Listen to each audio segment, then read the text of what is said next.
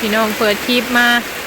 ฝนมาแบบบ่ทันตั้งโตเลยพี่น้องไอ้ตกแห้งแท้แห้งว่า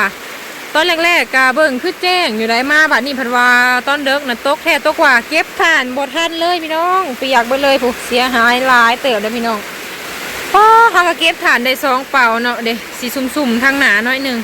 แต่ว่าทางนี้นั่นซุ่มน้ำแบบเปียกน้ำพุ่นนะเฮาเอามาบ่ทันพี่น้องเพราะว่า2 คนเนาะเด้ก็พากันเอาเข่ามาในตารางพี่เต็มกล่องตารางเลยหลายเป่าเติบเลยพี่น้องใครแต่ว่ามีผ้ากวดใส่ผ้าแล้วก็พากันย่อเข้ามาเนาะเบิ่งยามเว้นบัดคือว่าแจ้งอยู่เดี๋ยวอันนี้สิเป็นหนาทานพี่น้องใครแต่ว่ายังมีหนายังอยู่เขาเก็บมาทันเนาะพากันหอบ2 คนโอ้ทานก็ก่อนบักใหญ่หนึ่งพี่น้องมันก็แห้งไว้อยู่ดอกเพราะว่าทานมันกับพอดีแบบใหญ่ๆเลยค่ะนะถ้าก้อนน้อยนี่โอ้บ่ได้เลยแหละเอากระปะไปให้มันแห้งบัดนี้โคตรลิในทางนี้กะติโตโคตรลิพี่น้องแต่สิว่าจักเป่าเนาะหอด10 กว่าเป่าหัวจักพี่น้องเป่าแต่ว่าอยู่พุ่นกันยังอยู่พุ่นกันยังมากหลายๆหนึ่งมันบางกับเป่าเลยมันเก็บบ่ทันพี่น้องอยู่ทางนอกคุณแหละเบื้องแรกนี่มันก็เปียกค่ะหลายเติบเลยพี่น้องกะก็เห็นได้2 เป่าผู้บ่เอามาบ่ทันก็เลยว่าปะเลยไหวเก็บตอนมันแห้งปะไว้ในนี้เลยเอากับสิไหวดังถ้าอยู่นอกมันเปียกแห้งนะพี่น้องโหดลีมาแบบยามเว้นแบบคือว่าแจ้งอยู่เนาะเกาหัวเลยพี่น้องทางนี้ก็คือว่าป้อหลายเปล่าเติบแต่ว่ามันก็ได้คือเก้าแต่มันแห้งมันบ่เป็นหยังนี่ตัวหน้าเอาความมาทันก่อนหมดนี่บ่ได้เปียกปานใดตัวนี้นั่นสิเปียกแห้งน้อยนึง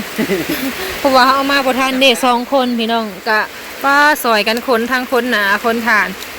แบบมันตกมาบาดเดียวเลยพวกน้ำไหลเต็มมาเลยห้องกะคือว่าแห้งเลยตอนแรกก็คิดว่าสิบ่ตกก็เลยว่าพากันกวาดมันลายมือแล้วอยู่นอกพวกก็หลายๆแต่บ่มีอันคันจ้องไปเบิ่งมันตกแห้งเปียกหมดเลยทานกันเลยผ้าห่มพื้นเดียวแม่นเดี๋ยวเพิ่นเอาผ้าห่มนี่แหละเพราะว่ามีอันผ้าย่างตอนแรกเอามาแล้วเขาขังบนหนังพี่น้องก็เลยว่าคิดว่ามันสิบ่ตกแห้งปานใดตอนแรกเขาก็สิมักขวัดตอนเช้าเนาะอันนี้นะคิดว่ามันเย็นก็เลยว่าขวัดกลางคืนเพิ่นว่าหาเนี่ยมาโคกก็บ่ได้ต่ำน้ำอ่างที่ต่ำว้าวพี่น้องอันเอาแนวสากแบดไปไว้อยู่ในห่มบนหนังนะเปียกเลยนี่อันนี้วางเขาจอดคือสิบ่เป็นหยังบ่เปียกไปเลยเก็บบ่ทันฝ้าวเก็บทานอย่ามันสดบ่ได้สากแล้วเราจะเอาเสียมมาปั้นน้ำมันก่อนที่เก่าปั้นนั่นแหละผูกข้างในผูกก็เอาเข่ามาในพี่แน่ทานก็ได้มันเก็บบ่ทันพี่น้องบัดเขาเก็บทานเขาแล้วบัดคือว่ามอนลงฝนก็ได้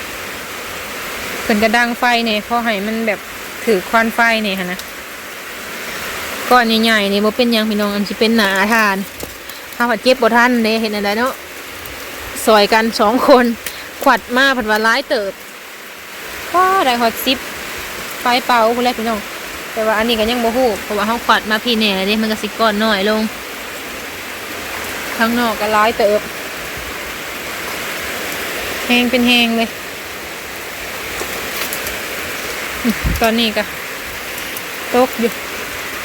เพิ่นไปเอาแนวป้านอันบ่ให้น้ำไหลข้างนอกพวกกาทำมันเปียกแห้งอันนี้พี่น้องอ่างน้ำเลยเพราะว่ายึดก่อนมันเต็มวางไว้เลยอ่างเลยบ่อ่างวางฐานเขาเลยเนาะตัวนั้นก็ไว้ดังอยู่เพื่อนสั่นไปออกมาส่วนป้านบ่ให้มันอันถือฐานอย่ามันไหลเข้ามาในค่ะนะมันก็เริ่มเศร้าแน่แล้วตอนกินนี่ฟีตกแห้งเนาะยังมาอีกเยอะยังไม่ต่ำหลัง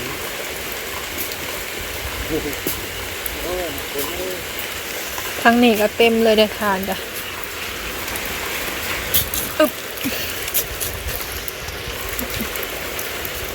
กระถางยังก็เอาเข้ามาในเบอร์เลยเก็บมาทันเนาะ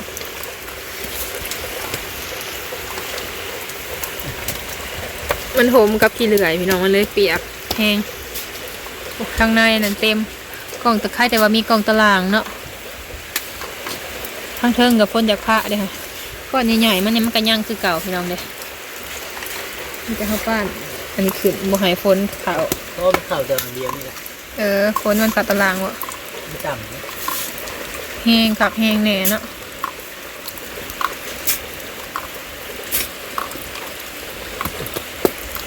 ติโตติโตมาเบิ่งทางนี้แห้งคักเลยฐานเขายังเหลือบ่แม่นฮอด2เป๋าหัวเนาะ ประมาณ2 เป๋าแหละ มันอยู่หลุมพี่น้องเขาเก็บไว้ไปบ่ไหว้แล้วเพราะว่าเวลาเขาอันส่วนใส่ผานั่นแหละขี้เหลื่อยมันไปนำจนฟูแน่นหน้าเบิดเลยเดี๋ยวนี้นะมันฐานกับฟูอยู่เทิงพี่แหละ เป๋าอย่างนี้แหละมันเห็นตัดไปยังกว่า โหดนี้เสียดายอะไรพี่น้องแต่มันเก็บบ่ทันเพราะว่าเฮากับ2 คนเนาะเก็บ 2 เป๋าเลย เก็บมันบ่ไหว้เห็นอะไรมันก็ยากเนี่ยตอนแรกก็คิดว่าควาดไว้หลายๆก็สิเก็บเทื่อละหน่อยเพิ่นว่ามันบ่ทันนั่นแหละผู้หนึ่งจับนั่นหนึ่งผู้หนึ่งจับนั่นหนึ่งทานก็เสียดายพี่น้องเด้มีแต่ก้อนใหญ่ๆเผื่อสิขวดได้เนาะมันเปียกไว้เลยเด็กน้ำก็จังแมนตกพี่น้องเก็บทานข้าวแล้วก็ยุ้ยตอนแรกคนละแห้งแทงแห้งว่ะนี่น้ำนะอ่างทานเลยเป็นฟูอยู่เทิงพี่น้อง ผมถ่ายตัวนี้ก่อน ประมาณ2 เป่าพอแหละแต่กะบ่เป็นหยังเฮากะสิเอาไว้ดังตัวนี้กะไว้ดังเองให้มันแห้งก่อน ยังอยู่ตัวนี้ก่อน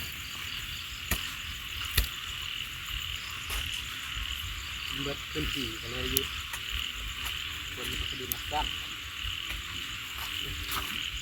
ครับนี่ก็จะเอาขาดไป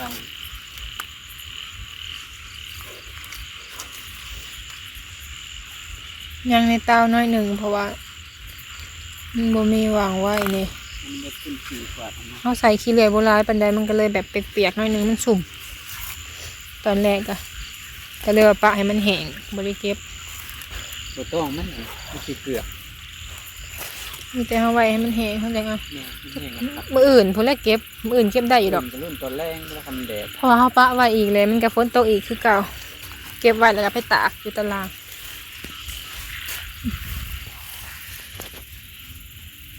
มันเปียกเฮาก็ใส่กระเป๋าบ่ได้มันสิหนักพี่น้องมันก็แห้งอยู่ดอกแต่ว่ามันสิหนักน้ำมันอมน้ำไว้เด้มันบ่ทันแหละก็บ่เป็นหยังเนาะเทื่อหน้าจังเฮ็ดใหม่พี่น้องเฮาก็แก้มือใหม่ขวัดเทอละหน่อยแบบอันนี้แบบเฮาก็เก็บแบบบ่ไหวนี่หั่นแหละ2 คนเนาะมันก็เลยแบบฝนทันขวัดแต่เว้นถ้าเก็บไปถ้าเก็บตอนดึกเด้เปียก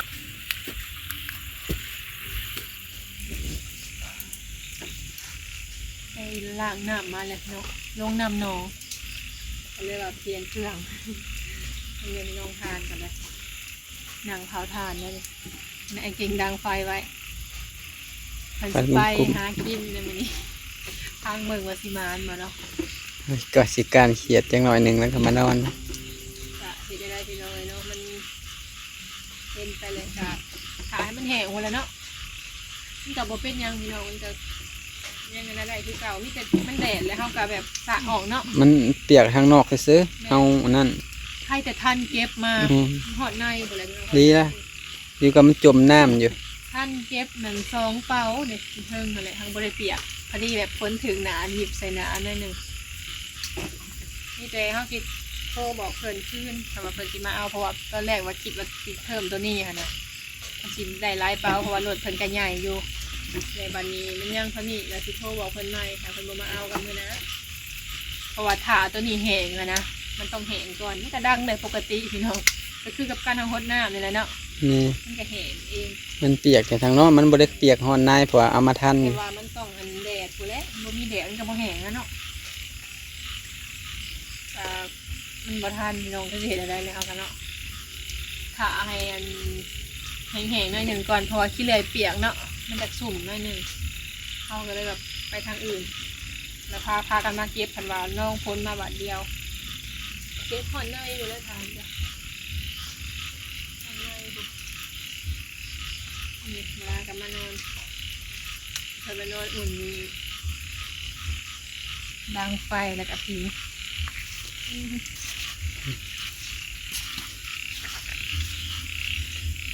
ทุกคนขนาด พื้นเปียกฝนตกห้ามเมื่อกี้นี่ฝนตกห้ามมันก็เลยเปียกมันเลยบ่อยากลุกมีแต่ควันนั่นแหละ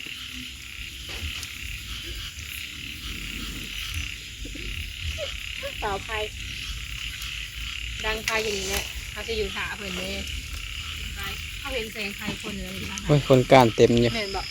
จะสิไปเลยบอก ไป จะสิไปการเขียนแล้วพี่น้อง ไปว่าสิไปก้านเขียนมักเหลืองลองเบิ่งถ้ามันสิมี มีไฟขาเพิ่นก่อนฝนกระเซ้าเลยบ่แม่นตกบ่ฮอด30 นาทีจังว่าจับ มี เนาะ บางทีก็มาอีกมันตก3 ชั่วโมงโห ใครแต่มันก็ถือว่าพอได้แห้งอยู่เนาะสำนั่นเนาะเอากับคนทันเนี่ยนะคือว่าคนทันอยู่ ใส่ผ้านี่แหละมา มันเปียกย้อนผ่านี่ซื่อๆได้นี่ เพราะว่าผ้าอันนี้เฮ็ดให้อมน้ำไว้ นี่ คิดว่าที่ได้เก็บให้แล้วพอดีไปซื้อกระเป๋าเพิ่นมานี่ได้14เป๋ากระเป๋ากับบ่มีเนี่ยก็เลยบ่ได้เก็บตอนนั้นเฮาปัดหั้นนะมันก็เลยบ่ทันบัดนี้มีแต่ทายมันแห้งแล้วเฮาก็เก็บเพิ่มแล้วก็เอาไว้ดังน้ำแน่หั่นนะมีแต่เอาตัวนี้แหละเฮาก็ขายไปเพิ่ม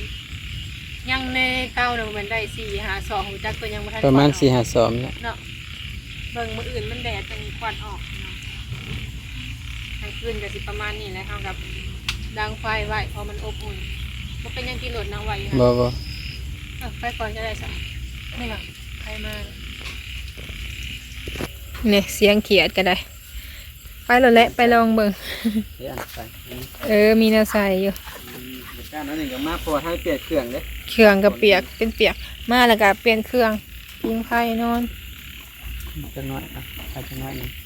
มันการแถวเทิงหัวเตียงนี่นะ ดังไฟอบอุ่นยามกลางคืนได้ยินได้เสียงเขียดโอ้ยพี่น้องอยู่ทางนอกเห็นกระเต็กน้ำจมเลยนะปูเทิงน้ำเลยทานกันเลยเด็กใครแต่ว่าได้หนาทานใหญ่แล้วนี่ ตรงนะ มื้ออื่นเขาจังซาออกมาอีก เพราะว่าตอนนี้มันกลางคืน ให้มันแห้ง คือว่า ก้อนๆจ้ะ ตอนเด็กเนาะมันก็มาแบบกระทันหัน บ่อยากให้มันอบสิคุณ เขาก็เอาบทวงบทันเลยเนาะเห็นอะไรปะไว้ปุ๊เต็มกองตารางเลยทานนะจักสิว่าจักเป่าเบิดนี่คือว่าหลายเป่าเติบแดกเสียหายไปกะมันก็สิรูปนำแบบเฮาสะมานี่แหละถ้าว่าเฮาขวดไปขวดมามันก็สิเฮ็ดในฐานเป็นก้อนน้อยแล้วก็รูปลงอีกถ้าว่าก้อนใหญ่กะมันสิได้หลายเป่าหั่นนะเฮาก็เก็บบ่ทัน2 คนจับพุ่นจับพี่เนาะเด็ตัวนี้เนี่ยเป็นโตก่อนตัวนี้นะควันไฟพี่น้องเอาดังไฟแหนมีควันไฟเนาะกลางคืนฐานเฮาตัวนี้ยังบริคายอยู่ยินแต่เสียงเขียดห้องอวดอยู่กลางคืนก็ได้เฮาก็ขึ้นมาเทิงแล้วบัดนี้เฮาสินอนถ่าเพิ่นอยู่เฮือนพี่แหละนอนเผาถ่านทางหลังก็เอ่ยซาพี่น้องเอ้ยเนาะตอนพากันเก็บกับคลุกคุกขั้วอยู่หันแหละพี่น้องบ่ได้ทันถ่ายให้เบิ่งเนาะแบบฟ้าวอ่ะนะก็เลยว่าพากันเก็บมาจนลืมในสากเบ็ดก็ลืมเอาสากเบ็ดแหละเอาปะไว้อยู่บนห่มอ่ะนะหน้ามันก็คือสิถืออยู่แล้วนี่มันไหลลงอยู่ที่เห็นอะไรบริษัทซ้ำแล้วบัดนี้เหี่ยงลงให้มันออกก่อนเนี่ยเป่าก็มีอยู่เฮือนบุโคมนะบ่เป็นหยังโคมนะมีแต่เฮา2 คนเนาะเก็บทานกลางคืนกะมันก็บ่ทันเลยมาแบบกระทันหันหั่นน่ะบ่มีฮอดอันฟ้าแตกอีหยังได้พี่น้องได้ยินเสียงอันลมน้อยหนึ่งผู้ติบข้าวเฮาหอยไว้กันหมดอันนี้ก็สิมีโคมอีกอันหนึ่งก็สิมีเต็นท์เนาะบ่อนเฮานอนกับพี่น้องเต็นท์อันเดียวกันยุงได้เนาะกลางคืนเฮานอนเฮาก็คายไว้ทั้งหนักก็คายบ่ว่าอากาศให้มันโล่งหั่นนะมันร้อนนะพี่น้องกลางคืนนะทางในพู้นแหละหมอนน่ะมันสิมีหมอน2 อันเพราะว่าหมอนอยู่นี่เลย แต่เก่าเนาะปาไว้นี่เลย นอนกะสิอบอ้าวน้อยหนึ่งกลางคืนนอนอยู่เต็นท์เปียกเบิดเลยแบบมันแห้งมันแดดมันยังพูดแหละใครเนี่ย มันแดดแล้วเฮาก็สะทานออกให้มันแห้งตกอีกเลยมาทางนี้กะมื้อนี้นะคือสิตกเบิดคืนน่ะมื้อนี้เป็นฮอดแกมตอนแจ้งพุ่นแหละถ้าว่าสิหยุดเนาะใครแต่ว่าเฮาเอาทานขึ้นมาเทิงแล้ว ตัวนี้ยังบ่ทันได้ขายเพราะว่าตัวแรกว่าสิถาขายพร้อมกันพี่น้องบัดนี้ก็คือสิถาให้ตัวนี้แห้งพุ่นแหละเต็มเลยทางนี้เฮาก็ดังไฟให้เก่งเพิ่นไปแป๊บหนึ่งฝนตกเพิ่นก็มาอีกแล้วค่ะ พอขึ้นมาได้ พอกินแล้วเห็นปะไปก้านพี่น้องเอ้ยเนาะ เปียกลม โอ้นี่ กำลังออกฝนมาสะ บ่ มา ได้เลยได้แล้วหากลับไปกินนี่ฝนตกมาก่อนเบิ่งได้เขียนมะเหลืองเลยพี่น้องผู้ กำลังได้ออก ได้อยู่ในใส่ตัวนี้แหละพี่น้องมันจังอันเขียดจังอยู่ สะดวกสบาย แม่นเพราะว่าเพิ่นป้อนใส่เวลาเฮาออกมันบ่เป็นหยังมันเป็นยางพี่น้องเด้เพิ่นก็ยังเป็นห่วงยันบาดมือเพิ่นว่า มันเป็นยางเด้อนี่ฝนตกมาก่อนเดี๋ยวสิบ่สบาย พักผ่อนก่อนบัดฝนเศร้าจังไปดังไฟไว้ทางลุมก็ได้ดิโอ้ยเนาะกระทันหันได้ตกแล้วก็ตกได้เรียนมือพี่น้องเอ้ยทำกับสิฟ้าวเห็ดให้มันแล้วอยู่มือไรกะแบบนี้แหละก็เลยว่า มันจะตก เด้นี่ส่งเสือก็เปลี่ยนดูเลยเฮาก็พาดไปแบบนี้แหละให้มันแห้งไว้เฮาสินุ่งแล้วเฮาก็สั่นเอาพี่น้องเด้เสือในคันได้นะก็มีใส่เลยแหละแล้วยับออกพ้นหยิบจากแล้วนะพอได้อยู่พี่น้องไว้พอได้ส้นฝนอยู่ได้ เต้นเฮากะกันยุงได้ กันยุงได้ ส่งเสือมีอยู่เอามาเตรียมไว้คักแน่นะคะเพราะว่ามานอนเฝ้าทานอยู่นี่จังไดก็มีแต่ว่าสิขอตัวพักผ่อนก่อนเด้อพี่น้องไอ้บาดนี้เนาะเฮาก็ได้พากันย่อทานมาพี่น้องมือแหล่มือดำหมดเลย มาแบบกระทันหันมาแบบไวเนี่ยเนาะเปียกไว้อะไรเพิ่นวะ มาแบบเดียว โดยเอาจังใดพี่น้องคลิปนี้ขอลาไปก่อนเด้อเนาะขอกล่าวคำว่าสบายดีเด้อ